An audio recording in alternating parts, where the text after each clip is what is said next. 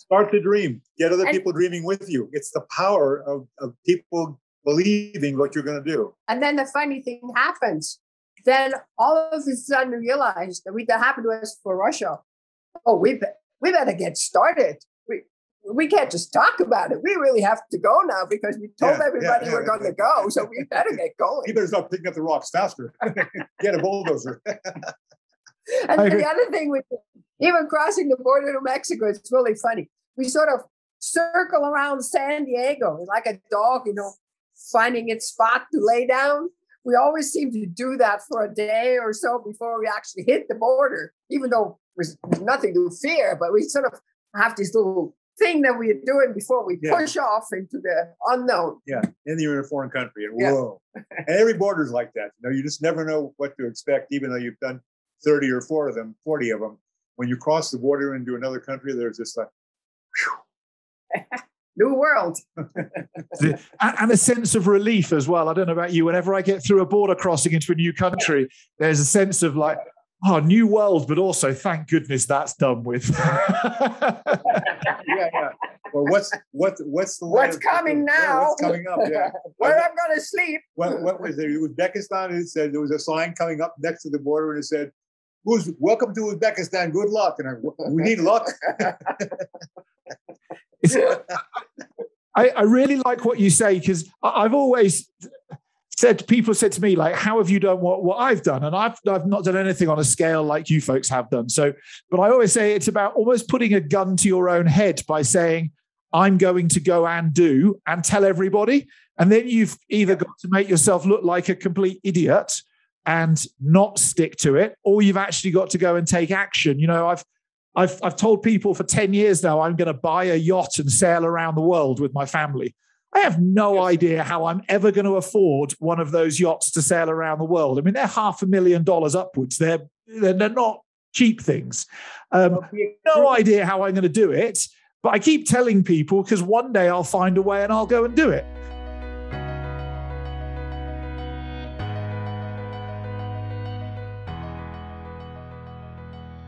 So Gary, many decades ago, you were in Afghanistan. You were traveling with your backpack on, and obviously we've now got the news of today of Afghanistan going back to the Afghani people. How was Afghanistan for you when you were there all of those years ago?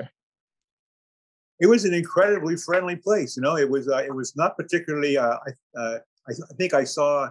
I mean, the basic transportation in Herat at that time, there were no paved roads. It was horse and carriage. And two-wheel carriage. I mean, they would come around corners and slide the wheels.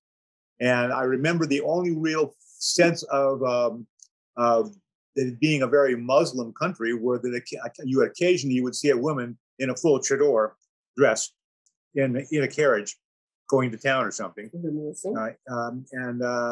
But other than that, there was no feeling of. I'd walk across the street in the morning for a nickel and get a shave, and basically just it was an incredibly friendly place. There was a lot of hashish going on. Of course, that's why people went there. It's a hashish trail, but expensive was the hotel. The hotel again that I stayed in was probably not 25 cents a day. It was comfortable. I could go downstairs and order eggs for breakfast, and they'd cook them the way I wanted them. There was a Russian resort outside of town. You could go swimming during the day if you wanted to take a horse and carriage out there. There was a wonderful marketplace where they were taking all the leftover remnants of the shells from the Russian invasion, probably, and making beautiful copper water pipes and copper pipes and other things, and bottles and cans. Taking the brass and the copper from those shells and remanufacturing them.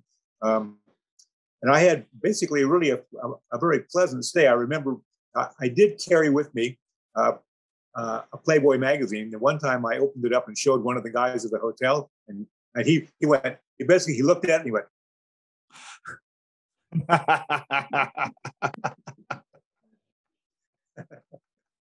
Playboy magazine became a great trade item in those days if you wanted to carry a couple.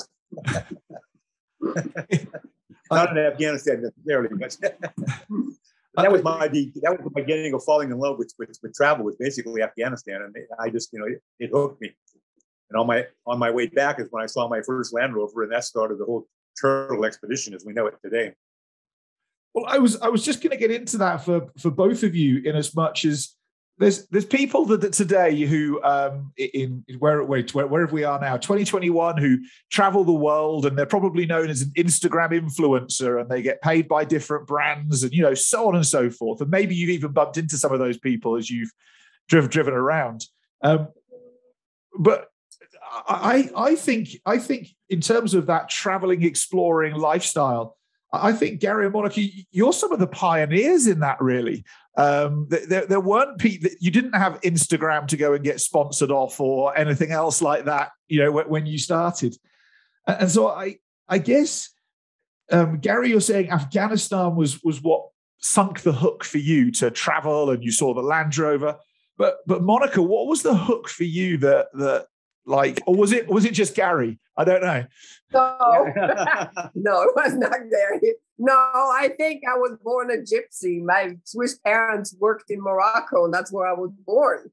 And so travel was always in my blood. I mean, I started traveling in Europe like a lot of Europeans did when I was 16, going with girlfriends to France. And then my dad became a teacher, and my dad always wanted us to live in a foreign country for a while, just to learn about different cultures, because he knew how valuable it had been for them. And so I ended up in America. I was teaching in a junior high school in Minneapolis, and then it was really cold. So my girlfriend Veronica and we drove to California to lay on the beach. But it was freezing in June, so we ended up in Baja California. She didn't know that in people San Diego, they don't get up until 11 o'clock. Anyway, so that's where I met Gary, in Moulahay, Baja California, 1977. So I was traveling. Gary, you just come back from Afghanistan and Nepal then, or are you just on your way? How do those timelines work? Oh, that was 69. Yeah. I was still hitchhiking around then and taking, and what I learned was I was back in Istanbul in a place called the Pudding Shop. In fact, very, very famous waypoint for travel. Even President Clinton went there, and there were three things I realized. First, I was really hooked on travel. I love travel, but I needed three things. I was been on the road now for probably 3 or 4 months, I guess, traveling public transportation, trains, buses, hitchhiking, and looking out the window and looking and wondering, wanting to stop. What are those people over there in that village doing? I needed my own transportation. I needed my own music. I got really tired of Farsi music. It sounded like it was always out of tune to me. And the third thing I needed a travel companion. I was traveling alone. And I'm just not that kind of person. You cannot stand in the middle of the Grand Bazaar in Istanbul, surrounded by meerschaum pipes and gold and silk and pottery and everything. And you have to just have someone, hey, look at that. Isn't that incredible? Or a beautiful sunset. You have to, wow, look, I've never seen a sunset like that before. I needed somebody to share those things with. And so that kind of drew me back to California again, where I found my Land Rover and started to build it. And that was the beginning of the turtle expedition. People saw the Land Rover, and I met a girl in the route of getting ready for this, and we created the turtle expedition. And people looked at it and said they saw the Land Rover with a tire on the hood. I mean, if you have two of those, it's an expedition. One of them, people ask, "Where are you going?" And I would say, "Well, we're driving to South America." A lot of people didn't even know where South America was in 1972. And they go, "Really?" And I go, "Well, yeah. Well, how long are you going to be gone?" They were waiting for, a couple, 2 or 3 months. And we would go, 3 to 5 years. And in fact, we had an unusual situation. I did, at least to myself. When I drove away from South Lake Tahoe, I didn't have to come back. Ever. Wow. Ever. And we had enough money to travel for. We had paid all our college bills off and saved money and worked 3 jobs. And we had together, Joy and I, the girl I started the turtle expedition with, we had maybe $10,000. We could travel for 5 years on that easily. And we really had the sense of security that if we ran out of money, hey, get a job somewhere, flipping burgers, and translating, teaching English, something. There was no question that we could continue to travel, because we had nothing to come back to. We had no job, no dog, no apartment, nothing we had to come back for. And so that was really the beginning of the feeling that we had. And it was and it was propagated, I should say, or encouraged by a saying from John Steinbeck's book, Travels with Charlie. Okay? It was a story about him traveling across the country with his dog, Charlie. And he said something very important that I latched onto. He said, don't take the trip. Let the trip take you. And we even had that on the back of our T-shirts in the very beginning when we realized that the Turtle Expedition was actually something beyond just a dream. And so I took that way of travel and I crossed the border. And in fact, I broke up with Joe about a year later and came back and put a new engine in the Land Rover and crossed the border again. I spoke Spanish because I lived in Mexico for 2 years. My parents, my mother and my stepfather moved as expats to live in a beautiful village in Chapala, south of Guadalajara. And so I was a kid. I was 9, 10, 11 years old. I learned how to speak Spanish. So I crossed the border in my Land Rover, headed for South America. And I thought, hey, I speak Spanish. I know Mexico. I'll be in Guatemala a couple, 2 or 3 months. But I wasn't taking the trip. The trip was taking me. 9 years later, I was still driving around Mexico, writing for Off-Road magazine. Finally, we just shipped the truck to South America. Because when you ship a truck to a different continent, you can't make a U-turn. You forgot something. Tough shit. So that was, it was 77 when Gary and I met in Baja. And then we started traveling together pretty soon after that. And together we later went to South America. That was in 88. And he was writing for Off-Road magazine at the time. These bloggers, he wrote a story. We were traveling so slowly because we weren't part of the Turtle Expedition, right? We traveled slowly with our house on the back. That's how the whole name started. And we would write a story, research a story. He would write a story and then talk about internet. He had a portable typewriter, manual typewriter, erasable bond, and black and white pictures. We had sheets of that was we developed the slide, we developed the film, and then we put it on a sun sheet. And he would write captions really quickly because the sheet would go dark within an hour or so. And the slides. I was using Kodachrome. I had to ship that to Mexico City to get it developed. Either that or we shipped it to the magazine I just sent the magazine the roll. I said, here's the pictures taken. And I think it was after about a year of that I got a letter back. I sent my first article into Off-Road magazine. And I sent them an aerogram. Remember those aerograms? They were blue and you folded them up. Yes. And I asked him, I asked him, how did the pictures turn out? How's the story, And he wrote back to me, and there were 3 choices. The pictures are turned out unusable. I'm sending the paper back to you in case you run out of toilet paper. And the second one was, the pictures are great, but we can't use it, so I'm forwarding it on to Bill Sanders at 4x4 or whatever, another magazine. And then the third one said, everything's great. Story will run in January issue. When's the next one coming? So that was the beginning. Yep. And that was just. And so I wrote the next story right away. Sent it. And it was about. What did Tom say? Tom said, "When's the next one coming?" When is the next? Yeah. Yep. Nothing goes to PB4. Oh, nothing goes to PB4. When's the next one coming? Yeah. So and what that started was, which is an incredible series of articles that started to give a lot of companies exposure. And to make a very long story short, later after I sold the Land Rover and bought a Chevrolet pickup truck and traveled around Mexico and Canada and the United States with that, doing stories for magazines and again more exposure. And some companies started to take notice, like Warren Winch and BF Goodrich, Rain-X and Ford. They said, hey, we don't want you to change products. We're getting a lot of exposure out of this. So they started actually paying us to do these adventures, allowing us to do things like 50,000 miles around South America. And to make the analogy very short, if you see Pennzoil on the front of a Formula One car, they do not use Pennzoil in the engine. They have a special formula that they use, and they rebuild the engine before every race anyway. But people see the Pennzoil. And there's 2 ways that a race car or a truck in our case, can get exposure. You can crash, you get a lot of exposure, or you can win the race and you get a lot of exposure. Those are the two ways to get exposure, crash or win. In our case, we created the race, travel adventure. Nobody else was on the track. So we always won the race because nobody else was there. And we never crashed. And by the way, I covered the race. Exposure. Yep. So pretty soon, companies like Ford said, when do you want your next truck? And B.F. Goodrich said, oh, we'll ship you new tires every 6 months. And that's where it went from there. So it was not so much that they were giving us a huge amount of money like a race car, but we had all the products that we needed, and we could choose which products we needed, which allows us to build the truck that would last on a long trip, like 50,000 miles around South America. And if we needed tires or needed shock absorbers, they were literally a Federal Express call away, and they would send it to us.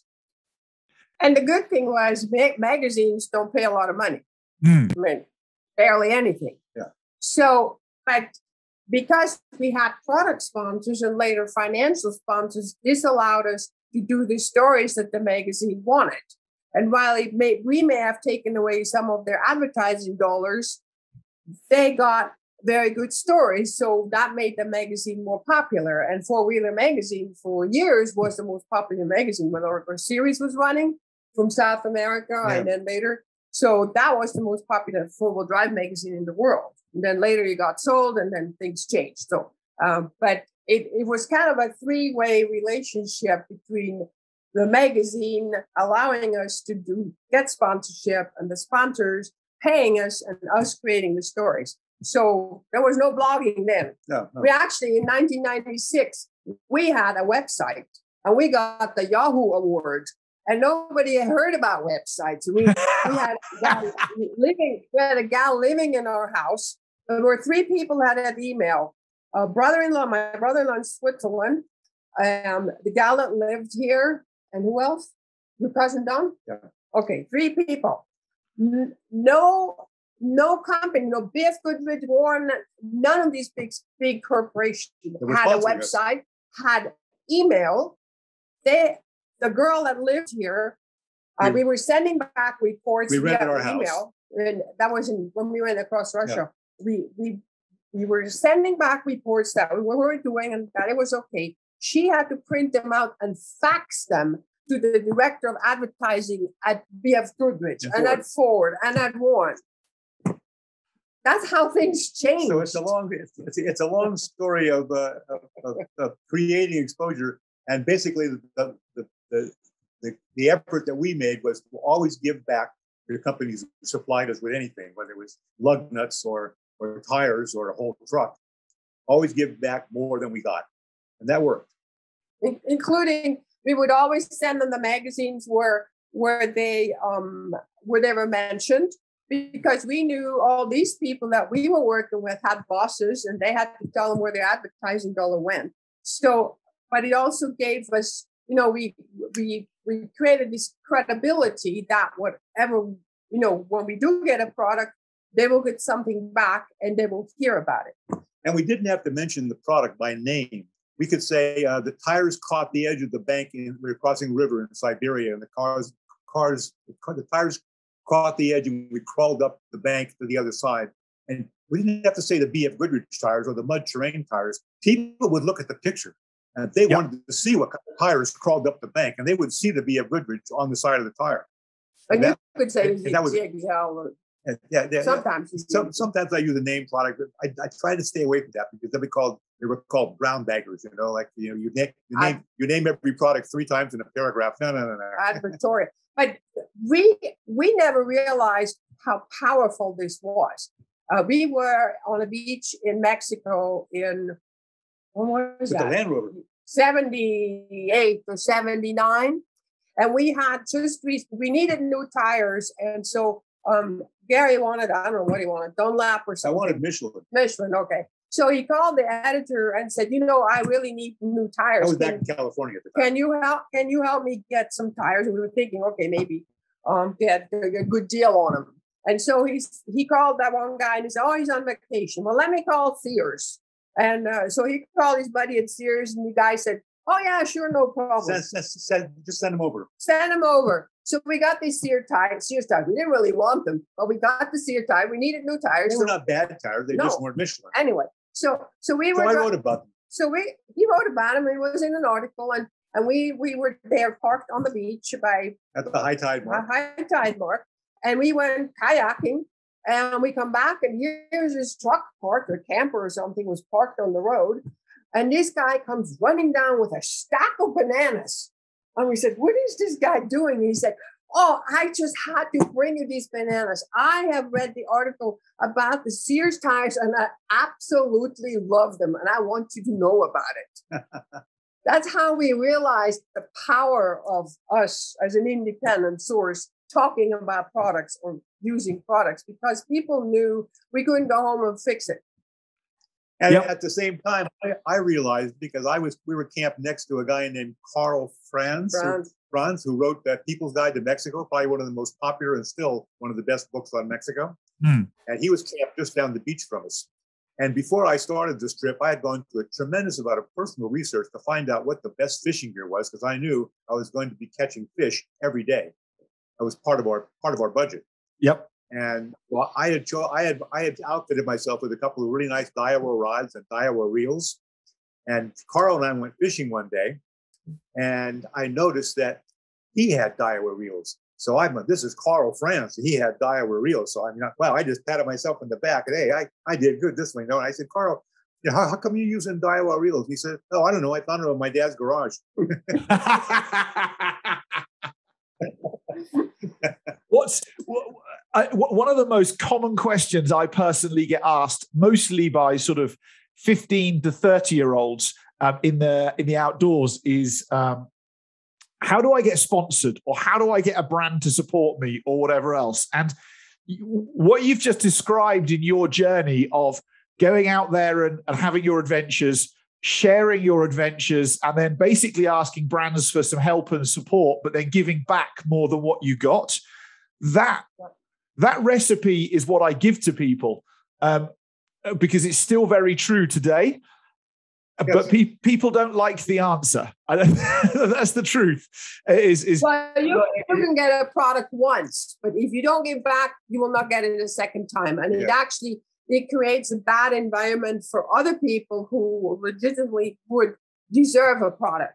So it's people are more on the take these days and not giving anything back, and that's not a recipe that works. And when I started this, my only outlet was magazines. Off-road magazine, four-wheeler magazine. Those are the two magazines I wrote for years, because there was no internet.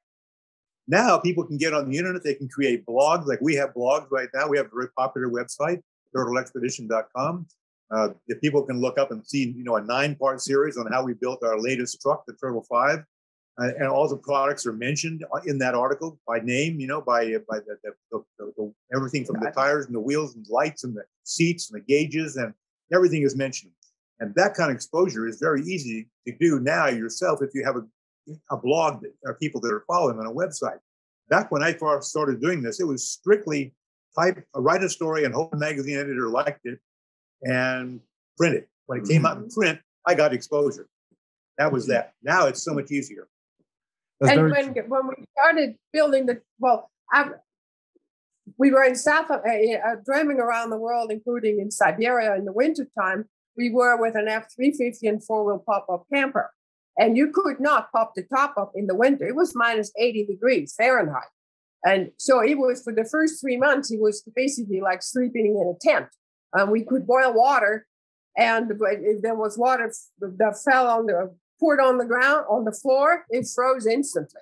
Sometimes the inside, the camper door was, for our moisture from our breathing, was closed shut with ice. We had to turn the heater towards the door to open it up.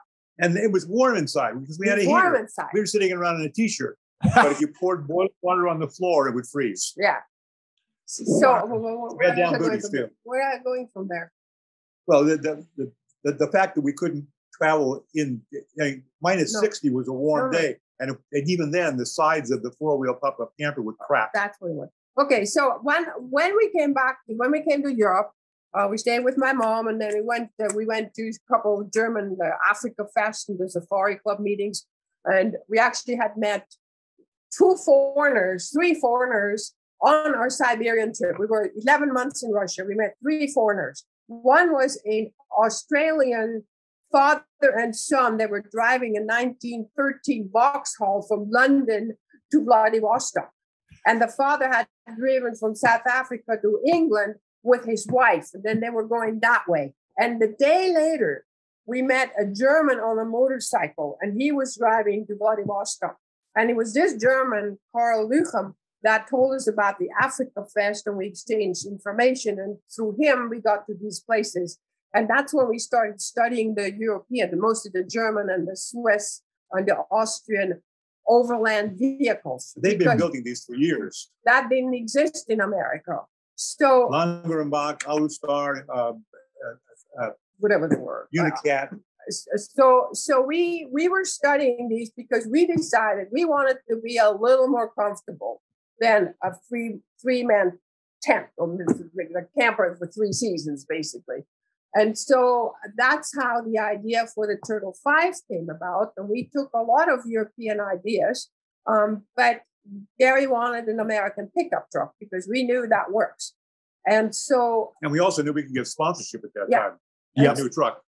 And so when the build-up in 99 started, it became such a rage here in the States that, I mean, basically, we started the overlanding philosophy and vehicle building in America. The people copying our truck, our ideas, which was fine. We didn't mind. But this is kind of was the first steps for this whole new branch of automotive segment. It wasn't RVing from going from campground to campground, KOAs or whatever. Yep. And it wasn't rock crawling because you can rock crawl in a Jeep, but you wouldn't want to maybe live in one for 6 months or a year in the rain in Bolivia. And so we were overlanding, and that's what we created. It's a self-contained vehicle, not looking for a rock to crawl over, but looking for a rock 50 miles from the nearest lifeboat where you can put your feet up on the rock and drink a glass of wine. That's what overlanding became for us. Sounds like never mind the wine. Heaven. Well, and the other thing that actually, we just sort of were always out in the left field doing what we wanted to do. We were never in the magazine office, but so we just lived our lives. And people would write us letters, and then they would write us emails. But we didn't realize until the Overland Expo happened, which is this big four-wheel drive event in the States. I think it's like, I don't know, year 12 or 14, whatever it is. We had a guy come up to us. We were just standing around the truck. We had a guy come up to us. He said that he had saved every article that we had written in South America in 88, 89, and he had retired. He took his motorcycle and our articles, and he followed our route. Wow. 15 years later. And then other people will come up, and we realized what we were doing is inspiring people to follow their own dreams, whatever it is. Yeah. It could be, backcountry travel, it could be world travel, it could be in a tiny vehicle, it could be in a tent, it could be in a kayak, whatever. But it's inspired them to follow their own dreams. And we've had many, many guys like in their 30s or so come up, even here in town, they would say, I followed you since high school. And the only way I would read a magazine, because I hated reading, is when my mom brought home Off-Road or Four-Wheeler magazine. And they read our story. And so it's even that, it was really cool to figure that out and find out that we actually had a purpose in life. Inspiring people. That was great. I've got a bit of curiosity here around both of you, because what was it in your childhoods that your parents facilitated that when you hit that like college years and after college, maybe you didn't end up in that cubicle working for a large corporation, staring at four walls? Because what today 2020, 2021, it's if a post-university student says to their parents, I'm going to be a professional traveler and adventurer, and this is what I'm going to do and how I'm going to earn my money. Like it's actually that's still quite a hard sell to parents today. Parents will be like, that would be nice for 6 months and then please get a job. That's the. What was it your parents did for you as kids that kind of permitted you to go, do you know what? We're living a life that's going to be different. Well, my mother was, I guess she was she had a lot of adventure in her. And she convinced my father to buy 40 acres in the middle of the Mojave Desert and start a dude ranch. Okay. And then later on, when they were divorced, she married a wonderful man, a Syrian guy. And they went to Mexico on their honeymoon. They fell in love with Mexico, and we ended up moving there.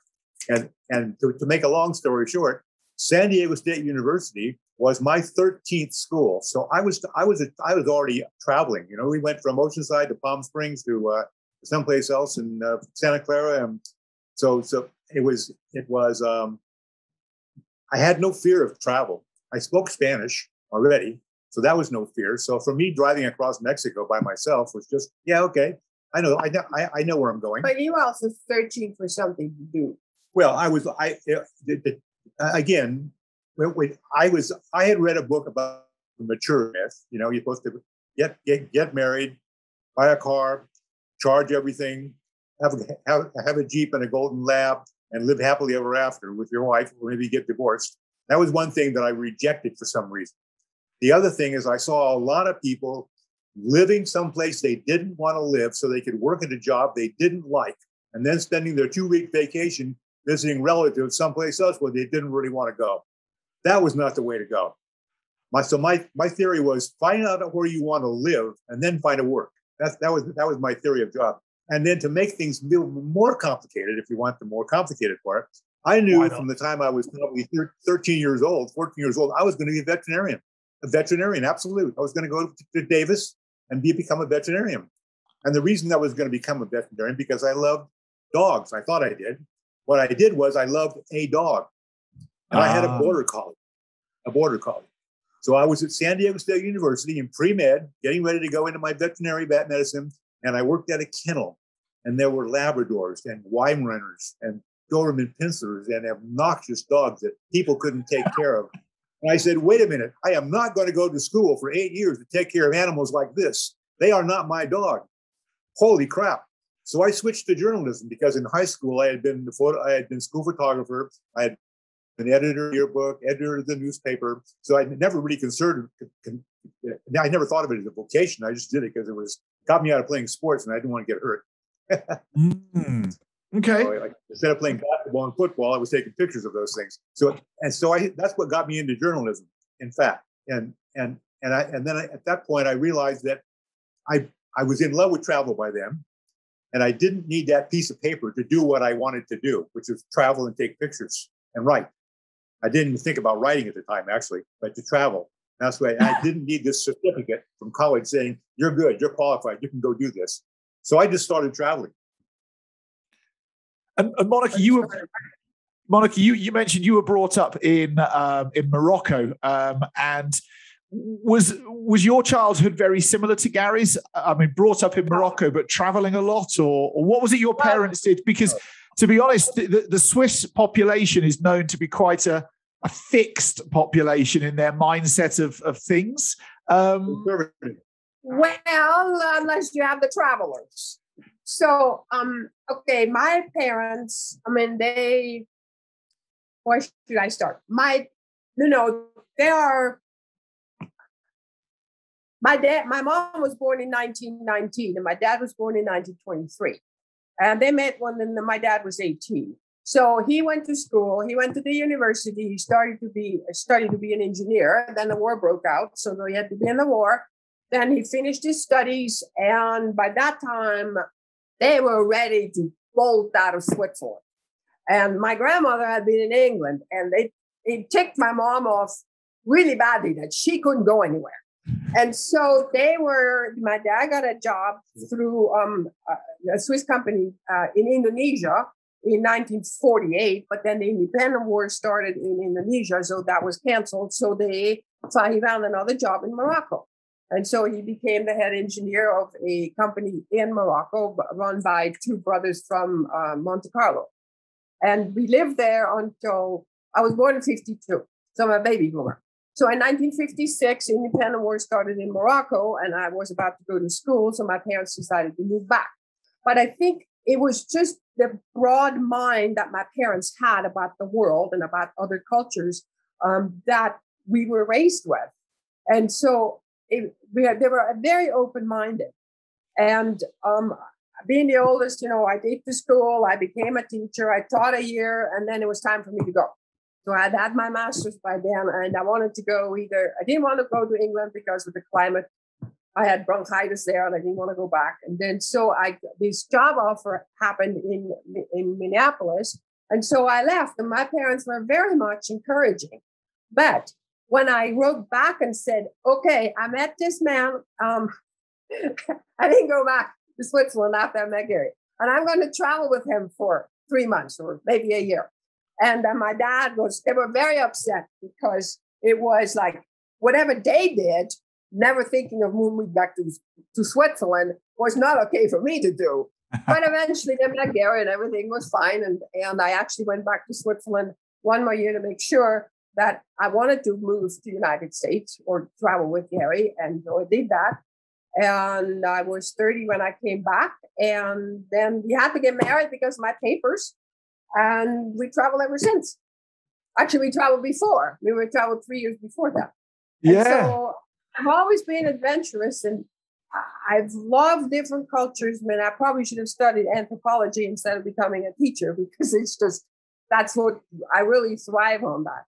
I think it gets in your blood. The fact that I sold my motorcycle and could put a backpack on and took a flight to Amsterdam and then went to and started hitchhiking. And because of my experience of living in Mexico, foreign country, I had that confidence. I already spoke 2 languages.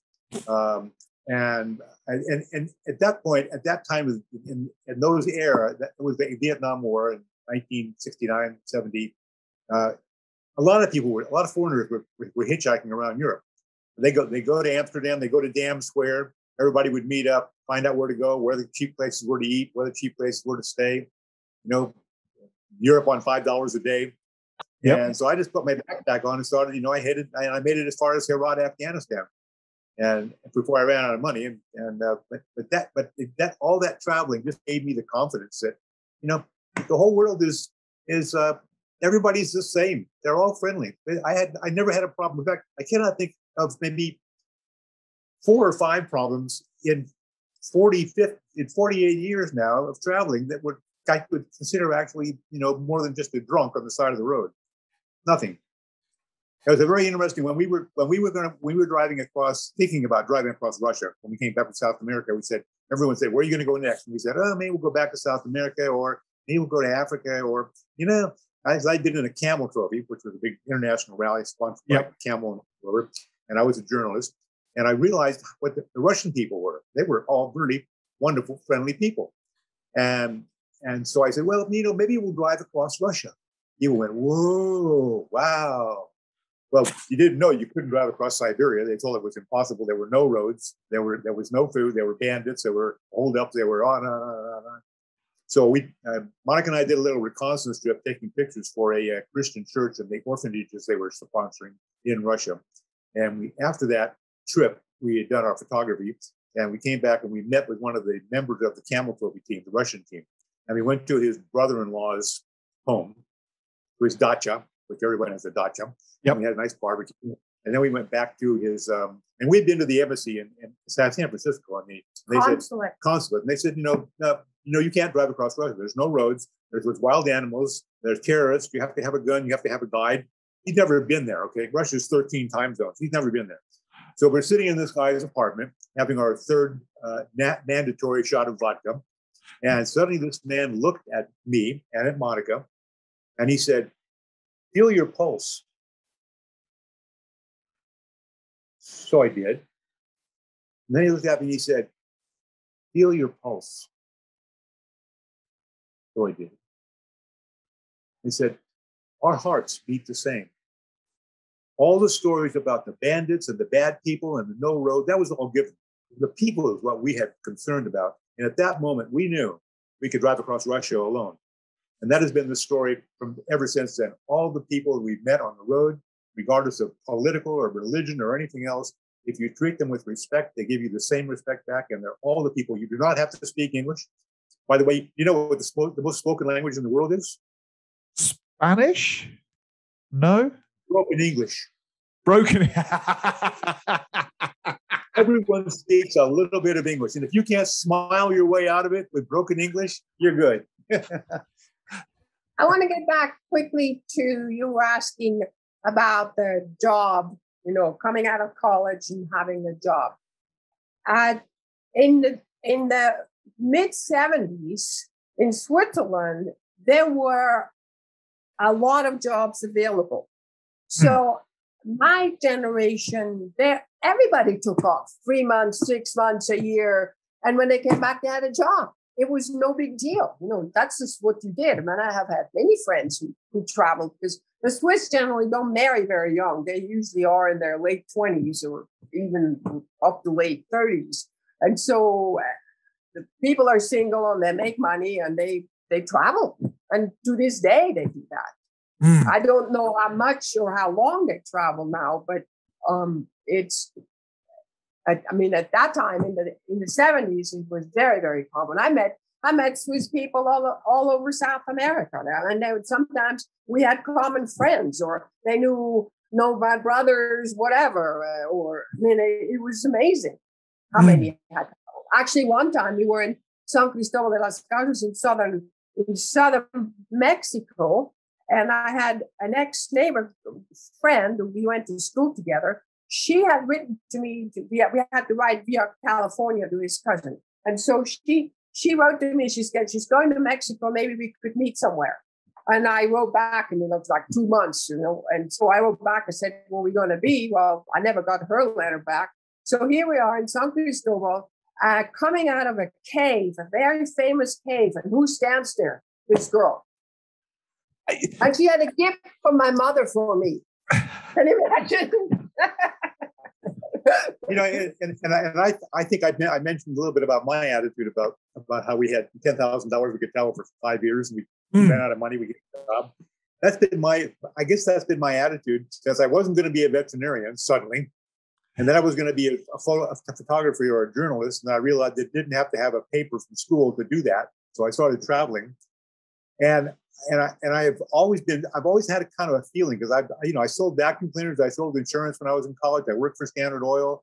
When I was in South Lake Tahoe preparing and paying all my bills off, I was hammering nails, teaching swimming during the summer, prepping food in a Mexican restaurant at night.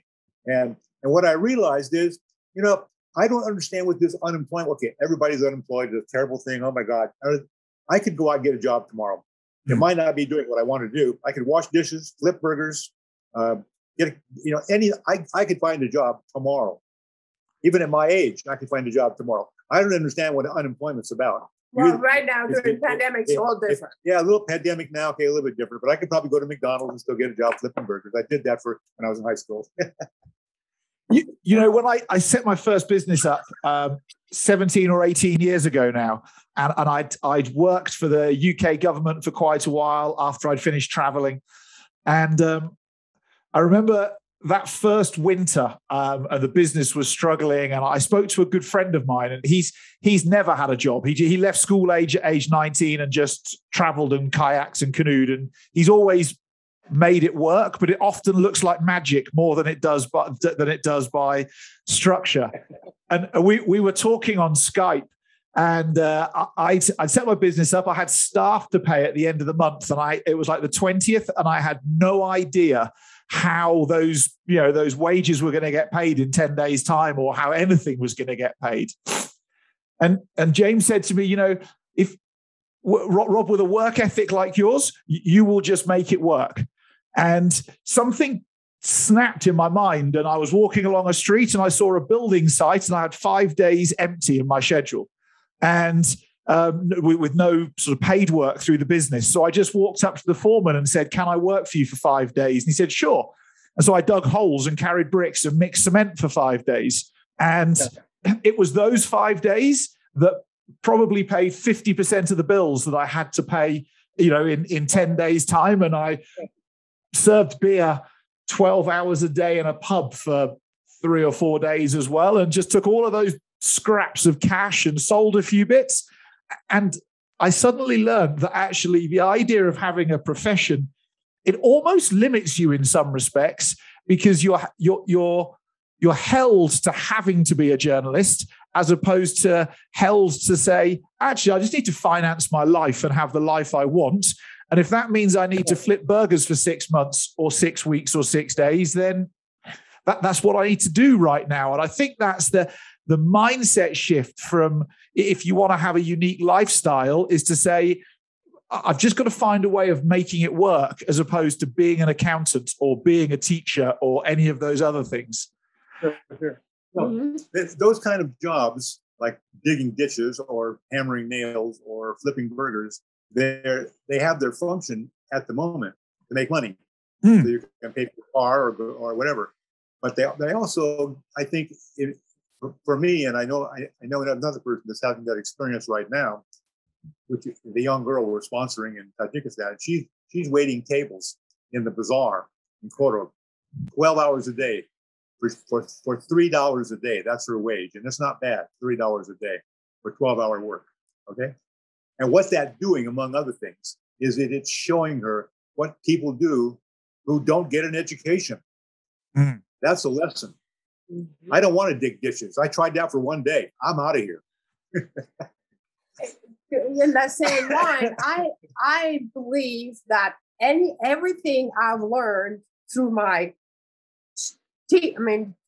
becoming a teacher, and even afterwards, has a purpose in life. You can always draw back on your experience or your knowledge. So it's not a bad idea to get an education, but that doesn't mean you have to stay with that vocation. You can move on in different directions, whatever, wherever it takes you, whatever it pleases you.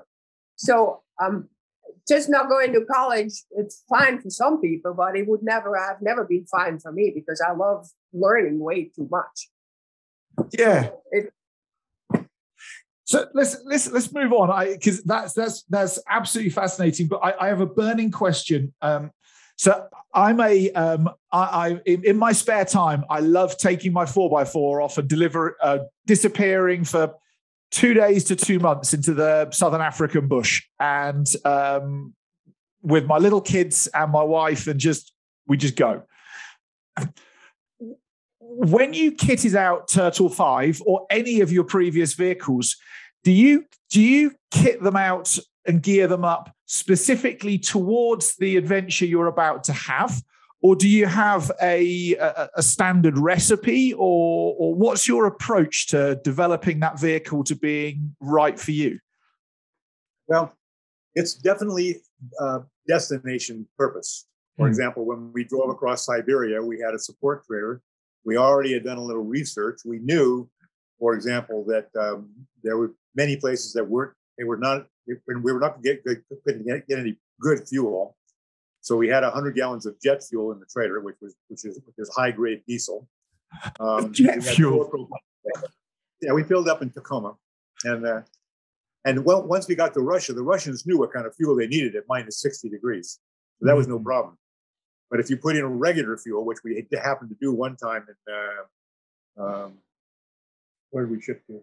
Where we filled the tank. Magadan, yeah. For some reason, we got a tank of what was probably late fall fuel, and we were in a town called Uskut a couple of these days later, and I went to pour the fuel from the jerry cans into the fuel tank, because by that time that we were convoying with a couple of guys that were driving Russian trucks carrying fuel to the gold mines. And when we needed fuel, we just stopped, and they would siphon the fuel into our tanks, into theirs, into ours, So, but we were waiting for them. They were getting permits or something. So we were sitting on the side of the road with the engine running, and we were burning fumes. And I looked at the temperature gauge, and you could watch it move, because it was probably minus 50, minus 55. That was a fairly warm day. The sun was shining. It didn't feel cold. But so I got out, and I got my jerry can out and put the spout on it, turned it up, and started putting it into the truck. And what came out was like tapioca pudding, because it was spring late fall fuel. Now we had additives, and we had anti-gel additives that we could put in, but we didn't know we needed it with that particular tank. After that, we knew. We just added it. I think we automatically, every tank of fuel we got, we added a bottle of anti-gel, which broke up the water molecules and the pieces of lubricant that a lot of diesel fuels have. Jet fuel doesn't have that.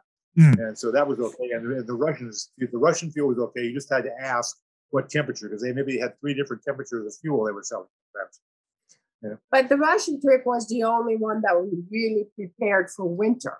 Yeah. Because we knew we had to travel in the winter. But the Turtle 5 is, I mean, it's not specially prepared for anything. We have our camping gear with us, and we have it's all designed about our personal comfort, and that's evolved. But some of the things we absolutely knew we had to have. We had to have some way to filter water, because water is what makes you sick in foreign countries. Not just diarrhea like Montezuma's Revenge, but viruses that can ruin your trip and kill you. And so you had to get the viruses out. So we had to figure out a way to get a way of filtering water in our camper. We had to figure out how we were going to cook our food. There are various different ways in campers. There is alcohol. There is diesel fuel. A lot of expedition vehicles use diesel fuel. There is propane. And the illusion is that while propane is the most widely used fuel in the world for cooking, it's also impossible to get, because you have your tank. And when it goes empty, what are you going to do? Well, the fact of the matter is, and I learned this in southern Chile, we ran out, we were already getting low on propane. So I went to this guy's house in the back street, and he had a big 30-gallon tank sitting upside down on a table with a hose coming out of it. And my tank was empty. And he just opened the valve, screwed his fill, he happened to be an American fitting, and opened the valves. And propane is called liquid petroleum. It's liquid. Yep. You can pour it from one can to another. So we found that out. We filled our propane tanks in 10 different countries all over the world just by carrying the adapter, going to a hardware store that had exchange tanks, turning the exchange tank upside down. I did a story for Overland Journal on this, and pour the fuel in. Open up the safety valve. When it starts spitting out fuel, your tank's full, stop. Whatever's left in the other tank, give it back to the guy at the gas station. He's happy. But that's it. So those are the kind of things that we had to discover. And then we also needed we needed a way to stay clean. Okay, with the Land Rover, we had a shower on the outside. With the Turtle 2 and the Turtle 3, we took inside showers, sponge baths, things like that. And portable toilet seat. Portable toilet seat and the shovel outside. That works fine. No problem. I still do that. I carry a portable toilet seat. It's great. But when you're traveling in foreign countries and you can't just go out and dig a hole, sometimes having a toilet inside. Well, we use a plastic bag and a toilet seat over a bucket. That works too. Well, and quite honestly, it's a lot easier to get rid of a plastic bag full of poop than it is to get rid of 35 gallons so you have a holding tank. That's the problem. Yeah, I can. So, but be careful how far you go there. we learned things about space from the Germans, and so we saw where do you put a shower and a toilet in a small camper designed to go on really bad roads, and where space is is a premium. And they make them. You can buy a Palomino or something else that my friend just bought, and it's got a shower and a little toilet in a little room, and it's got a little sink that you can brush your teeth in over here, and another sink over here that you wash your dishes in. You can touch them both without moving your feet. So we're going, hey, wash your dishes in the bathroom, or brush your teeth in the kitchen, but give up that room, give up that little sink. The Germans figured it out. Put the shower in the doorway. I've done stories on multi-$100,000 campers, and the shower was in the doorway. It's a space that always has to be there, and it's a pretty big space. You just put a curtain around it and the drain pan underneath.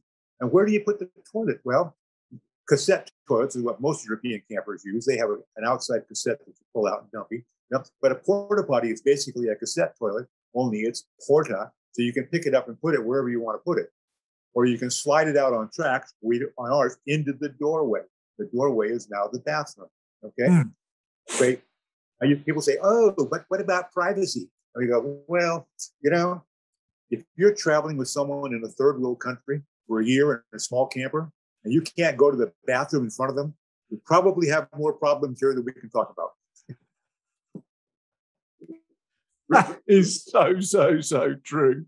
Excuse me, I'm going to take a shit. Go outside. So I mean, the other things that we have to be able to fix a tire, to do small repairs. So Gary has a good toolkit. We have a mechanic that goes through the truck and said, okay, we've had problems with this and this, so we take these spare parts. Again, it's sponsors. You know, if somebody makes a better fuel pump or better shock absorbers or better ball joints or better anything, before we leave on a trip, we find out those things, and the sponsors supply those products, and we have them installed. And maybe I'll do a story about it in the magazine. So your Turtle 5 is a Ford F550, right? That's the truck. So that truck doesn't. Well, maybe it may or may not have a normal Ford fuel pump, for instance, that you'd get if you were just to buy the F50. The F550 from a dealership. You've adapted shocks, ball joints, all sorts of things. We have the Navistar who supplied the engine at the time, built the engine. They did a special project. They built the 1 millionth engine for us, and we got to pick it up in Indianapolis. So they did we had an Arctic pump, right? Well, or was that the Turtle 4? The Turtle 4, we had to put a standardized fuel pump on the engine. That was part of the injection system. And that was a military pump because that was the kind of fuel they used in the Ford trucks up in the Arctic where it was really cold, and they used jet fuel. And jet fuel does not have those lubricants that a pump normally needs. So this was a standardized special pump. But as far as the fuel pump goes, the F550 that we have came with a standard electric fuel pump on the frame rail. Now we have learned since then that there were a couple of problems with that pump. Talking to the mechanics. And so we contacted a company called Airtex. They make fuel pumps, and they make better ones. So we replaced the factory pump with an Airtex, and now we carry a spare. One of those things you can't do without. You can't fix it on the side of the road. So you just carry a spare. It's a little thing. You know, it's not a big deal. You just unbolt it and put the hoses together. And the biggest problem is to determine whether or not you have a problem with the fuel pump or not. And that there are different ways of doing that. But it gets more and more complicated with injections and injectors and things like that. I was going to ask, because you started. Have a dual fuel pump. Oh, sorry. You started off obviously with a Land Rover, which is a bit like the technology there was a bit like Meccano. You know, everything was bolt on, bolt off, take it apart. You could fix the starter motor or alternator. You could take apart and clean all the brushes and so on. I bet you have done. Yeah. How's that now changed? Because I reckon your current Turtle 5 has got an engine management system and computers. And have you found that that's made the vehicles more reliable for you to adventure with, or has that brought its own level of challenge? It's a 1999, so things are not that advanced. Yeah. Okay. Yeah, but there is a computer. There is a computer that controls some things. It doesn't have a smog system on it, so that eliminates some of the problems that the engines have. It does not have any kind of an exhaust sensing system. It's a manual. It's a manual transmission. That's very important. You can fix a manual transmission anywhere. Yep. It does have injectors, and we have a dual fuel filter. We have a Raycor filter that has a clear bowl, so we can see what kind of fuel is going into it before it even gets to the factory filter. So the quality of fuel, and in fact, the good thing about diesel fuel is it's pretty much the same everywhere in the world. If you go, if you pull into a gas station in Mexico and there's a big Peterbilt truck parked filling his tank, his engine costs more than your truck. It's probably okay to fill there. So, but that's the case all over the world. Diesel fuel is pretty good, and if you filter it, we've only had maybe a couple places in the world where I've actually seen some kind of sediment in that clear bowl on the Raycor and drained it out. But other than that, quality of fuel has never been a problem. There's no specific octane you have to get like we had with the Land Rover. But yeah, things have gotten much more reliable. But as technology has come along, I think the diesel engines now are probably as reliable or more because they've figured out what was the problems before and they've fixed them. And we have the 7.3 Navistar engine, and that is, that engine is known to go 1,000,000 miles. And you change things when you have to change a fuel pump, a water pump once in a while, or a thermostat or something else. But the basic engine, they really figured it out. The newer engines that came after that had more problems because they did have more computers, more you have to use. Now you have to use urea additives and fuel, a lot of other things that you can't even get. Some of those low sulfur diesel, you're not going to get that in Tajikistan. You're going to get diesel. Lucky, one pump, diesel, period. There's no ultra low sulfur. There's no urea tank next to it. No. So there's a lot of things that the newer engines have made them. They've made them more reliable, but less convenient for real overland traveling because they do require some of these special conditions like no low sulfur diesel and a lot of that is about the smog system. Actually, a diesel engine will burn anything. If you buy a brand new truck with all these computerized stuff and everything, the first thing you want to do if you're going to go traveling is to take the entire exhaust system off, put in a chip to tell the engine it's okay, and fill it with whatever you got and drive. Because the engine really doesn't care that much. It's the exhaust system that's going to get clogged up, and the computer is going to say, "Wait a minute, we're going to have to go into limp mode because the engine's not out. The exhaust system is telling the engine something else." Get rid of that problem. You can do it in the States, but it has to be a vehicle for export. Yeah. Okay. It's illegal to use the vehicle in the States, but if it's for export, then you can do it. Yeah. I guess that those exhaust systems are all about emissions and all those sorts of things, right? To keep it within certain parameters and that sort of stuff. Okay. But your point is well taken, though. We were camped outside of a Mexican a little goat ranch in the mountains, and we stayed there stayed there for a day and learned how to make goat cheese. And it was wonderful. But that night, this Toyota pickup truck came up the dirt road. It wasn't really 4-wheel drive, just a bad dirt road, rocky and bumpy, and not for a car. But this pickup truck was rattling around, beer cans shit in the back seat. 3 guys in the pickup truck bed, 3 more guys in the front seat, and the engine was really running bad. I mean, it was sputtering and coughing. And so he stopped outside the goat ranch, and I went out, and he wanted to borrow a flashlight. So I got my flashlight, and I held my flashlight over the engine. And this guy took the carburetor off, took the carburetor apart, laid all the parts out on his handkerchief on top of the manifold, blew all the jets out, put everything back together again, put the carburetor back in, the engine started up and it ran. And I thought to myself, that's incredible. The old days of gapping the points with a matchbook and tuning it by no. With the new trucks, if that guy had a new Toyota now, he couldn't even find the engine, let alone take the carburetor, because there wasn't a carburetor. There isn't one. It's all injection now. It's all computer controlled. If the engine stops running, you better get a doctor quickly. It's very reliable. Yeah. It's very interesting. So I've just traded or upgraded vehicles. So I had a 2000 Toyota Prado, Land Cruiser Prado, up until about a year ago.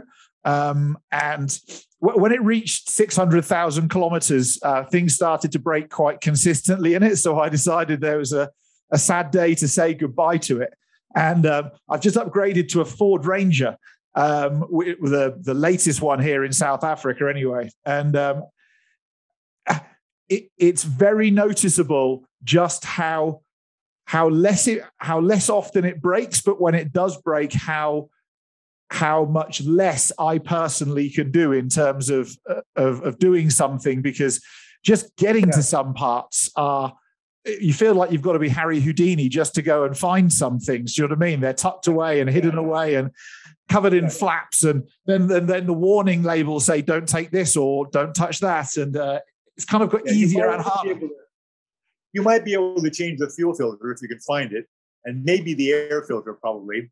And I suppose if you really hunt for them, you could probably change the spark plugs. But that's about the end of your mechanic, unless you're a factory trained Ford mechanic.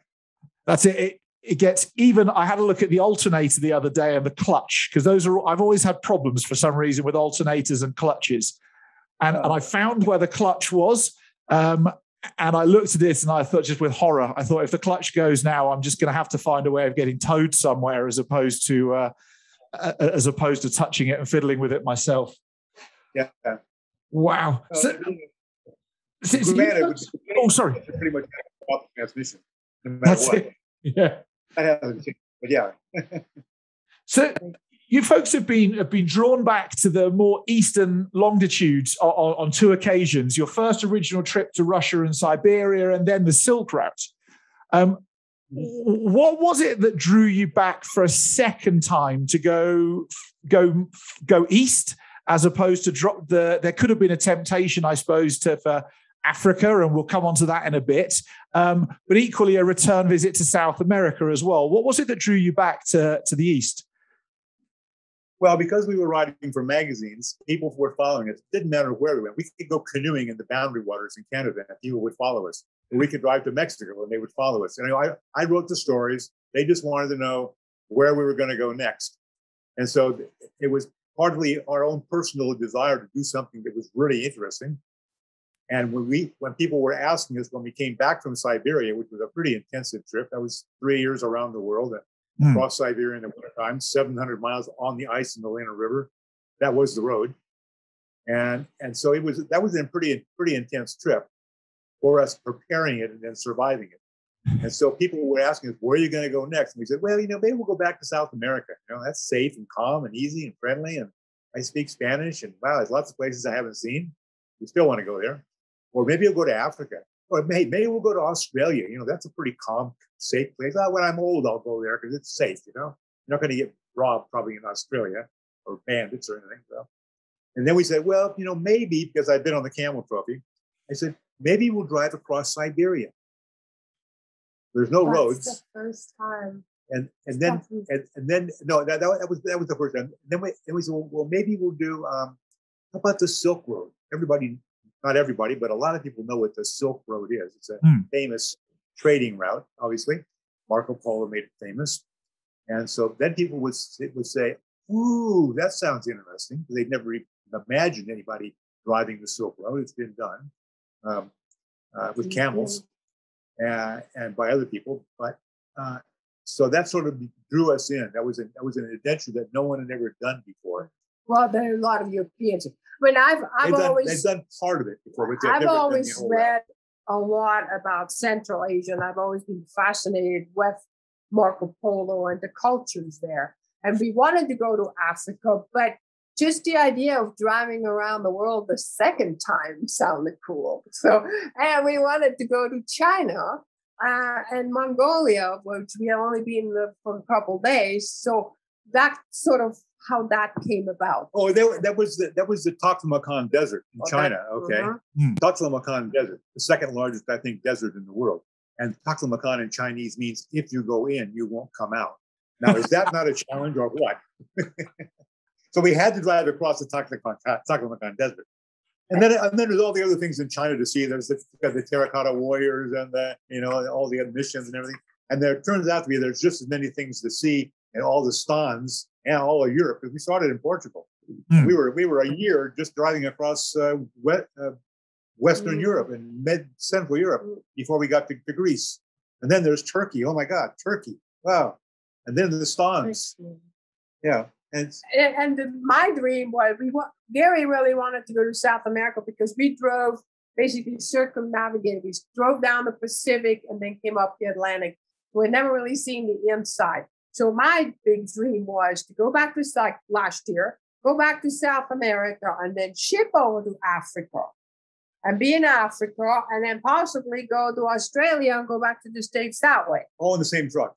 So that was kind of on the big picture, but things got goofed up now. So we don't know. We're not getting younger. We'll see what happens. Yeah. Well, we'll see. But so you've traveled to some all of the stans. So that just alludes to a lot of places where geopolitically there's been a lot of turmoil and unrest over a lengthy period of time, and we're talking decades. How do you how do you prepare to kind of deal with all of those border crossings and like people look at your as I travel through Africa, and I do quite a lot of traveling through Africa, there's some borders I turn up to with an English passport and I get greeted with a hug. It's not quite a hug, but it's almost a hug. And there's other border crossings I get to and I show a British passport and the AK-47's pointing at me quite quickly. It's a interesting experience. So what have you experienced and how do you manage all of those different border crossings and the politics and everything else that are going on? Well, you have to get your visas for most of these countries. Once you get out of the EU, you have to get a visa for Turkey at the border. We just drove into the border and paid our $20. Well, we had two different passports because I was still a Swiss citizen. Yeah. It was a little different. Yeah. But it wasn't I got my U.S. passport 2 years ago. And after good job. 38 years. But then when we actually started to go into getting visas for Georgia and for Azerbaijan and Uzbekistan and but he's talking about the borders. The borders themselves. We have a system we developed years ago. The borders, we have a system. The borders, yeah. It's like police checkpoints. Or any police check, okay? Yep. Don't get out of the car. Ah. And if I don't have to, I leave the engine running. But I'll turn it off if it's making a lot of noise. We're under a tunnel or something right here. I deal with the guys. Monika gets out and deals with the guys. The macho thing goes away. No more men. No more. It's, and when we have our rules, no smoking. This is our house. No smoking inside the camper. No. And no guns. And no big guns. You don't want to poke a hole in the ceiling. So, and they listen to her. And the other, well, if I said it, I don't know, but she can say it. And she's more like either a girlfriend or a mother or a sister or whatever. Grandmother, whatever. But so we have these rules. Dynamics. They can look at anything they want to, like in the camp, but they want to see the camp. Most is curiosity. So they can open the door. They can poke around. I'll make sure they put everything back in the drawer and close the drawer before they go to the next one. They can go through every drawer they want. Like, what's in that drawer? Food. Well, that's the other thing. We don't volunteer anything. We say, never volunteer. What's in that drawer? Food. What kind of food? Vegetables. Rice. Or what's up in top there? Camping gear. Can you open it? Sure. Open it, please. Open it. Then we wait. Open it, please. You hold it up like that. You wait. Just make it boring. Make it boring, yeah. And then we. They're very polite all the time. Yeah, but there were places like what is it? Not Azerbaijan, Turkmenistan. We were there with Turkish truck drivers, and one spoke a little English, so they took us under their wings. We had to go like 14 different stations to get stamps, and then we were supposed to pay money, and we didn't have the much currency, and it was just a big hassle. And then one guy said, do you have, how much money do you have? And we had heard in Uzbekistan, you had to declare how much money you had. It didn't matter how much you had, but you had to declare it. So I kind of hesitated and said, it's okay here, but in Uzbekistan, they'll take the money away if you don't declare everything. So I told him how much we had, and he said, "Oh, by the way, you cannot bring any painkillers into Turkmenistan. Do you have any?" I said, "No." But we had some, obviously. Yeah, first aid kit. So big first we aid went. Kit. We had to wait for the next person, which is actually the woman that's checking the medications. So I told her, "You wait here." So I opened up our first aid kit, and I hid all our heavy drugs in a compartment that she wouldn't find, right? Because we wanted to keep those things. So she looked at each one of them. There's a lot of places to hide things in a big camper. She looked at each one of them. And so all of our money, for example, we don't carry it in our pocket or in a drawer someplace. We have packages that Monika sews up with Velcro on the back, and we put them in various different places in packages of 20s, maybe $200 or $300 in $20 bills. A couple thousand. New ones, only new ones, not because the banks won't take the ones that have any kind of mark on them or it's got to be brand new. Yep. And then we'll stick those maybe behind the sink and behind the heater compartment, and we make a diagram so we can find them. And it's called an electrical diagram. So we know that behind the sink, there's a Velcro pad up there with $1,000 worth of 20s in it. And no one's ever going to check back there. And so that's it. So we feel safe. But the medication were a problem. There are places where we can open up a compartment by taking a couple of screws apart and sticking that medication back there in a bag until we get through the border. So that's where we left it now. Yeah. But we still like traveling with cash instead of using credit cards. It's just, you never know. And I have to say, we went in 2016 or 17, we went 3 months to Southeast Asia. Gary needed an implant. And so we decided, okay, we'll save our money. Instead of spending it here, we'll just go to Thailand and get it done there and travel around for 3 months. So that's what we did. But I had a lot of dollar cash with me. And some of them were older. And I couldn't, like in Myanmar, I could not change any money. And it was really hard to get money with a credit card too. So you sort of have to these things. Be very careful even in Russia one time, we had trouble with in Russia, we were in St. Petersburg, we were running out of money. So we were in a hotel having dinner and then went downstairs. There was a bank. We were camped in a parking lot nearby. So I was getting money. And this woman gave me dollars. And then I went upstairs and somehow I wanted to change it or something. And they wouldn't accept the $100 that I just got down there. And she closed up, or I was banging on her. I was livid that she had given me this money that I couldn't change. So I got the money. But you just have to deal with it. You go along and with the border patrols and the police, you just have to play their game. We never bribe. You never bribe. I was just going to ask you about bribery, actually, because I've never traveled. I haven't traveled as extensively as you guys have, but Nepal, Bangladesh, and India, I've driven extensively around, and a lot throughout Africa. And I always have my wallet with a very, very, very small amount of cash in it whenever I'm traveling, and any real money is hidden. So I generally have like $20 in my wallet in the smallest bills I can make up. But I do often carry a carton of cigarettes and a carton of Cokes around with me, just because I find that often a cold can of Coke to somebody greases the wheels to move the world along.